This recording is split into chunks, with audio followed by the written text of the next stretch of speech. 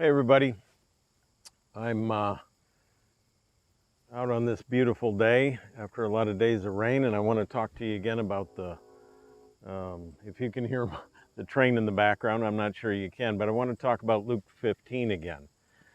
It says, meanwhile, the older son was in the field talking about the older brother, and he came near to the house and he heard all this music and dancing. He calls one of the servants, and he asks him what's going on, and the brother says, come, and your father's killed the fatted calf because has him back safe and sound. And the older brother becomes angry and he refuses to go in. So his father goes out and pleads with him gently.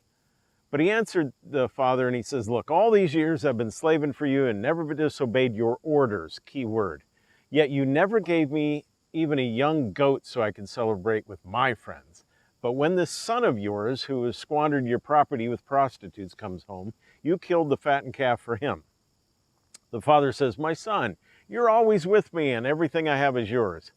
But we just had to celebrate and be glad because the brother of yours was dead and he's alive again. He was lost, he's found. That's God's word. The purpose of this parable was to blow out the existing paradigms, the existing categories that human beings have for their understanding their relationship with God. Some people might have what you call a moralistic grid or moralistic view of life. And that view says the problem with the world's not me, it's them, those immoral types. These kinds of people usually stay home. They never they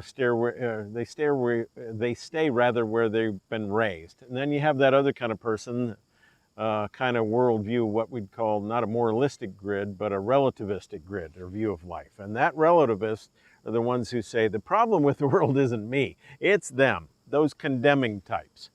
The moralistic type says the problem is those immoral types, and the relativistic type says it's those condemning types. And I need to get away from them. I need to go out and find myself. Well, Jesus says, and this is what's so astonishing about this and where it blows out the paradigms. Look at these two brothers. Look carefully. They're both lost. And in both cases, the father has to come out and bring them in. Jesus lays bare the kind of the flaws in both of these. And the elder brother, however, I would posit, along with a guy named Tim Keller, has the bigger problem. The most startling way I can put it is the father has two sons, this moralist Mike and what I call relativist Randy. Moralist Mike and relative Randy, they're alienated from their father, and if anything, this story is telling us that it's moralist Mike who's got a bigger problem than immoral Randy. Now, Henry Nouwen, a great writer, he wrote this book on the return of the prodigal, and he said, not only did the younger son who left home get lost, but the one who stayed home also became lost man. Because on the exterior, he did all the things a good son's supposed to do, but interior, he wandered away from his father. It's not the only place Jesus says this message. He says it in Matthew 7 at the end of the Sermon on the Mount. Depart from me, I never knew you, even though you've done all these things.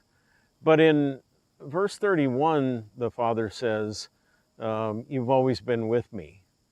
The point here is Jesus is saying it's possible to never disobey any of God's orders and possibly obeying every one of God's orders and be lost. Again, Matthew 7, I've cast out demons, I've healed the sick, done all these things in your name, and Jesus says, depart from me, I never knew you. You can be on the right bandwagon, have all the right beliefs, and the Father or do everything the father or spiritual father says and take orders like a good soldier, but there's no relationship.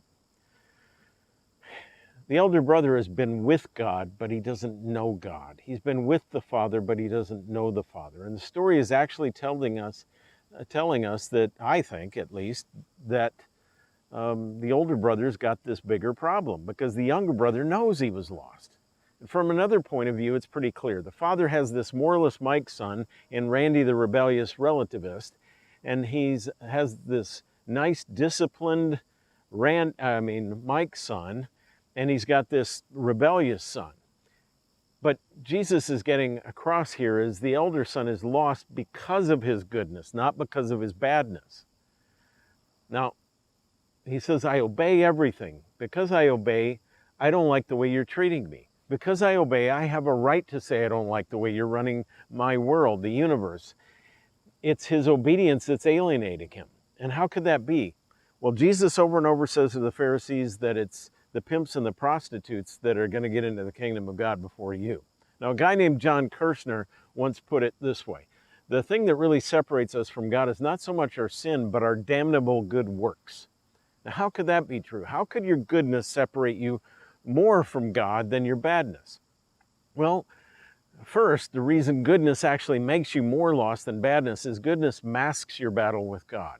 In younger brother kind of lostness, you just do rebellion. You say, I don't need God. I don't need somebody telling me what's right and wrong. I decide what's right and wrong for me. When your life falls apart, then you say, well, maybe I do need God. But in elder brother lostness, because of your goodness, you're not all that dependent on God. You don't want total salvation. You just want to help at certain points when you think you need it. Because of your goodness, you don't talk to him day and night in dependence on him. You pray when you're in trouble. Younger brother lostness says, I can see now those things never satisfy me. In elder brother lostness, you set your heart on other things besides God. You're just using him. It's transactional. The second reason goodness makes us more lost than badness is goodness doesn't just mask your battle with God. Now get this. In elder brother lostness, goodness is your main weapon in your battle against God. You use your goodness against him. Can you see the elder brother doing that? If the elder brother felt he hadn't been a good son, he would have come up and said, well, Father, this doesn't make sense, but okay, let me hear your side of it. Oh no, what he does is he comes up and he says, I've obeyed God, I've been good, I've done everything just right, so I demand you stop treating my inheritance the way you are. And until the Holy Spirit comes in and intervenes, the natural human heart will take goodness and always use it like this: good deeds, moral rectitude, caring for the needy, helping your family. However you define it, what your heart will do with that goodness is you'll use it to take control in the people around you. You'll use your goodness to feel superior to other people and say, you owe me. And most of all, you use your goodness to try to get control of God and to say, you owe me. That's what Jesus is saying here. And the son's saying, Father, you can't just treat me any good way because I've got rights. Now, my favorite C.S. Lewis book is called The Great Divorce, and that's saying something. I like his books. It's this fictional account by Lewis of a busload of people from hell who go up to the outskirts of heaven. I said fiction. People who are in hell are met by people up in heaven or at the entranceway as they come off of this bus and they come toward heaven. But here's an interesting example of one of the character interactions. What you're going to find is the ghost is a person from hell and the bright man is a person from heaven. And this is one of those encounters between a murderer who makes it to heaven. This ghost is slapping his chest. He says, I've had no faults all my life, but I've done my best in life. See, I've done my best with everyone. That's sort of chap I was. Anything that wasn't mine by rights, I didn't take it. That's the sort I was. And the bright man says, it'd be much better not to go on about that now. You can never do it like that. Your feet are never going to grow hard enough to walk on our grass that way. You'll be tired out before we even get to the mountains. And the ghost says, who's going on? I'm not arguing. I'm asking for nothing but my rights. But I got to have my rights same as you, see? Oh no, it's not as bad as that. I haven't got my rights, or I should not be here. You'll not get yours either. You'll get something far better than your rights. That's just what I say. I haven't got my rights. I've always done my best and I've never done anything wrong, the ghost says. And that's why I don't see why I should be put below a bloody murderer like you, which he was. Well, who knows whether you will be, the guy says. Only be happy and come with me. Why do you keep on arguing? I only want my rights, the ghost says. I'm not asking for anybody's bleeding charity. And the heaven-bound person says, but that's all there is bleeding charity. Well, that may do very well for you, the guy says, but in a poor-mouthed murderer. But I don't want charity. I'm a decent man, and I have my rights. I've been here long ago, and you can tell me them I said so. And the ghost is almost happy now that he could, in a sense, threaten. That's what I'll do. I'll go home. I'll come here to be treated like a dog? No. Damn and blast the whole pack of you. In the end, still grumbling and whimpering, he goes away back toward hell. Now that's a perfect picture of the elder brother, only a much more powerful picture than I can get across. I just want my rights. When your goodness becomes a way for you to get leverage over everybody else, So instead of looking at what comes to you from other people, what comes to you from God as a gift, when you use your goodness to demand your rights everywhere, all over the place, you're as miserable as the elder brother is. And you're utterly alienated from the Father's heart. Now that's the second point. The goodness makes him further away. And why? Many people think that they become Christians only because they've repented of their badness and they haven't repented of their goodness. Well, you say, how in the world can I repent of my goodness? If you only repent of your badness, here's what's going to happen.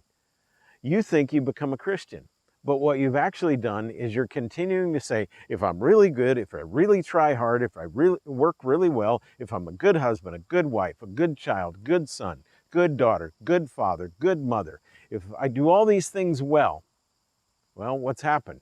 You're still an older brother. You still are, and you'll have these same marks in your life that he has that are signs of elder brother lostness. Now, what are those signs? Let me just give you a quick rundown. Elder brother Moral Mike is not in a pigsty. You can't find him that way. He's not cursing God. You can't find him in that pig pen. He's not doing anything wrong. He's not breaking all the laws. You can't find him that way. He's not outside the church. How do we know if you have elder brother lostness in our lives? Well, here it is. Let's take a look real quickly. First of all, he's very angry about how his life goes, and he compares himself to others. He says, I never got a goat, and he gets a fattened calf. What's a murderer like him, in other words, doing up here and I'm down here? This is a sign of elder brother lostness. Other people are having a better life than me who don't deserve it as much as I do. Why? Because you feel like God owes me. That's self-righteousness. That's elder brother lostness. And the reason you're so miserable, or I'm so miserable, is not because of the circumstances. Stop telling yourself the reason I'm so cynical, so angry, so bitter, so cold inside, because my life hasn't gone very well. That's not it. It's not your life. From the outside, you think their life goes better. You don't know. That's self-righteousness that says, I know better and God owes me. Now that's the first sign. Tremendous anger, the way things happen. And by the way, there are actually two kinds of anger when things go wrong. Elder brothers have two kinds of angers because elder brothers believe either I'm good and I'm valuable or I'm sinful and worthless. But the gospel says you're sinful and incredibly valuable. Elder brother says if I keep these rules, I'm valuable. And so the anger is toward God when things don't go right because I followed the rules and I deserve. Then, when things go wrong, you get angry.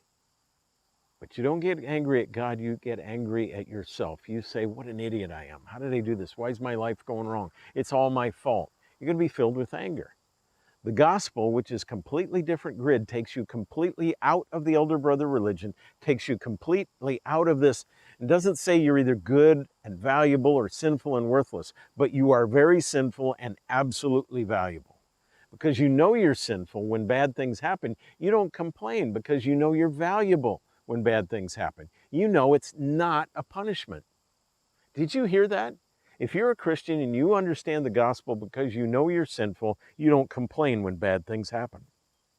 Because you know you're valuable. You know it's not punishment. You know it's because God isn't going to take out of your hide something Jesus already had taken out of his hide, literally.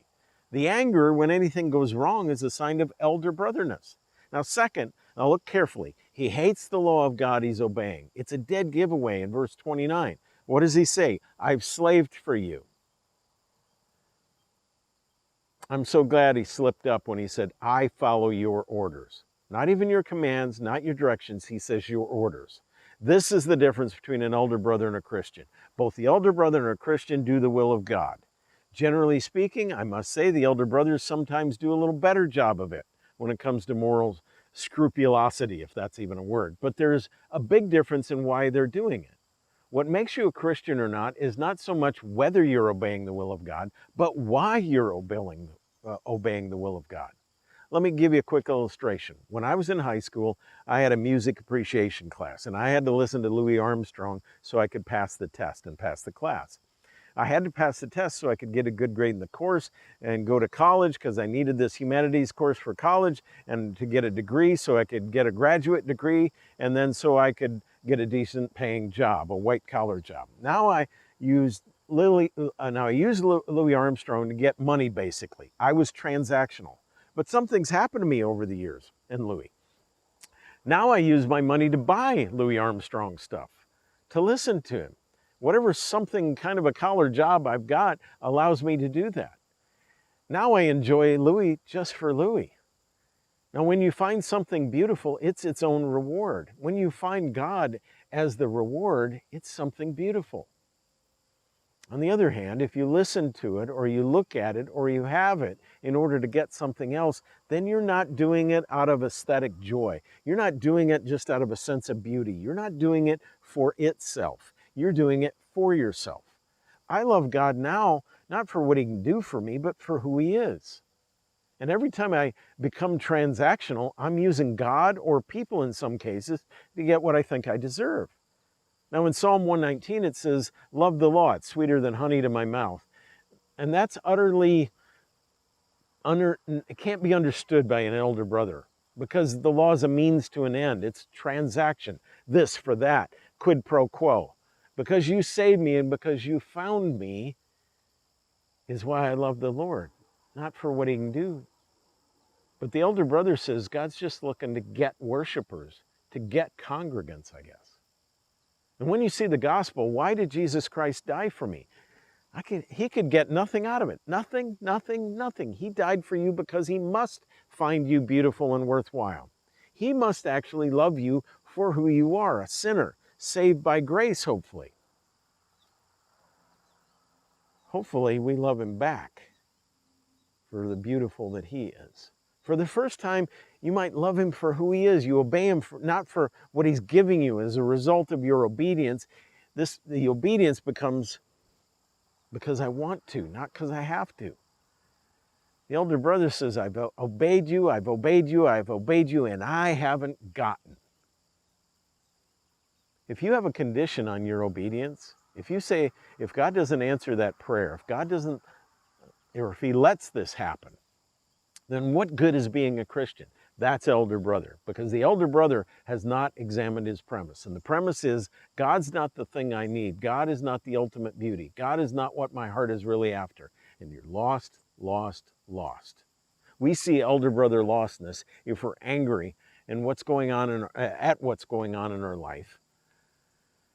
And we don't really love the law of God at all. We don't meditate on it. We don't find it beautiful. It's not about the character of Jesus. We knuckle onto it, white knuckles. We hate it. We're using it. You don't love it. We're loveless in our heart, and even if we're lawful in our life. Now, there's also a problem here with elder brothers. They have a judgmental spirit, and they have a lack of assurance. It's a very, very funny thing that commentators and scholars say. He says, you've never even gave me a goat. And goats were very cheap compared to fatted calves. So what's he saying? You never gave me a goat to party with. What does the father say? All I have yours is yours. You've always been with me. And the commentators say the father is actually saying, but son, you never asked me. The point here is there's no dance in the heart of this elder brother about his relationship with the father. He's never had a party. He's never asked for a party because underneath it, he not only doesn't love the father, but he's actually not really sure where he even stands with him. He has no relationship. The younger brother tries to get control of the father's things by going away. The older brother tries to get control of the father's things by staying. No sense of joy. When you ask a Christian, are you a Christian? It shouldn't take long. Reflection happens. There's this immediate joy. It's amazing.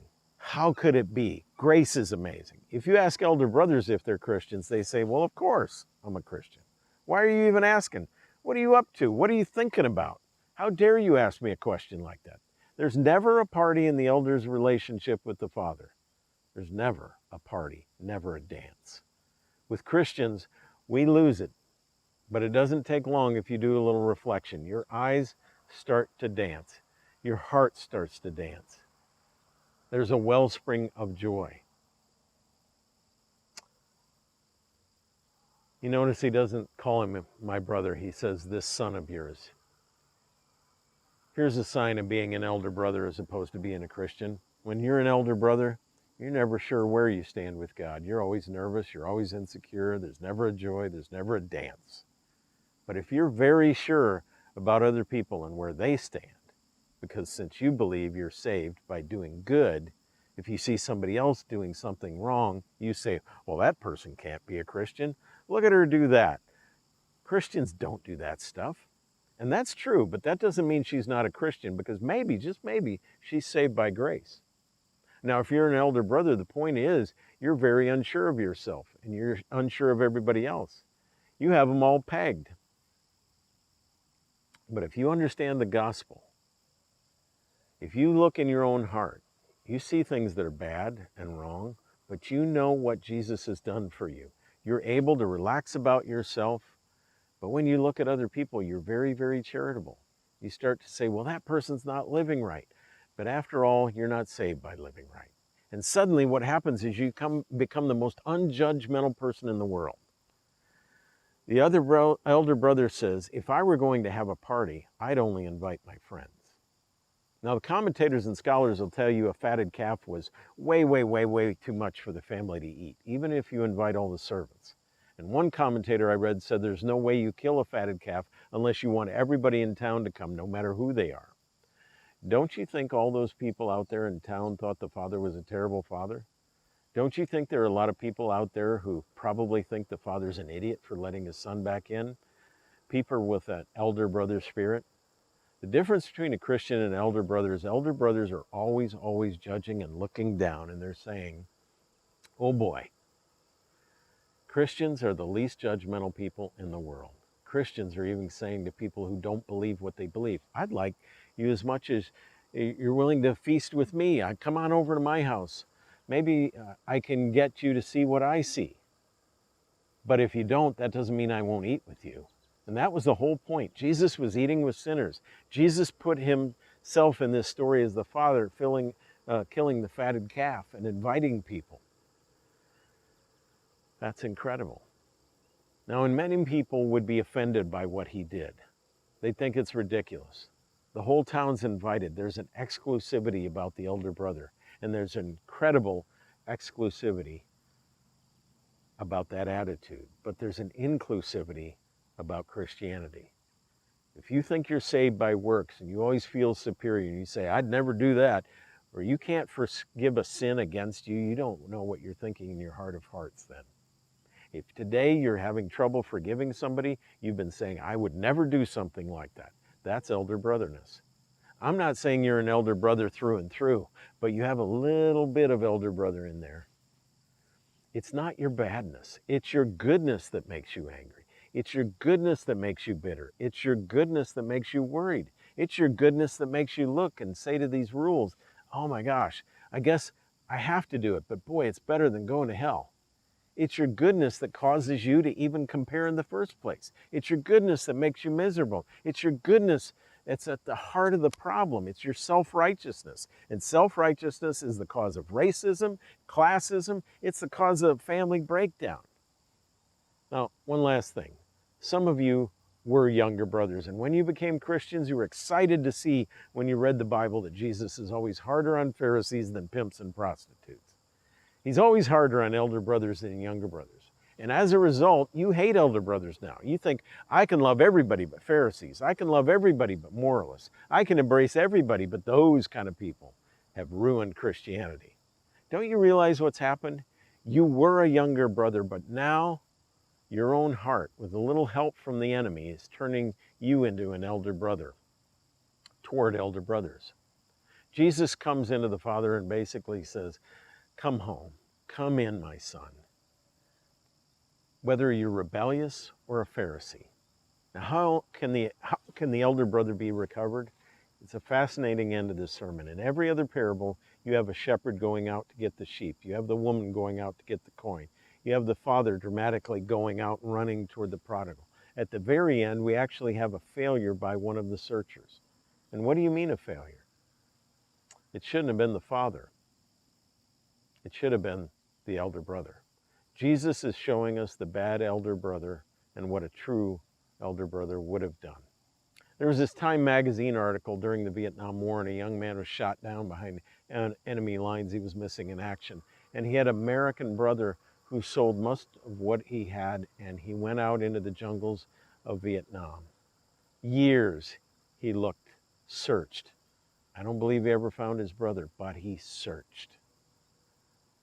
Let me ask you a question I think is at the center of everything. I've asked it several times recently.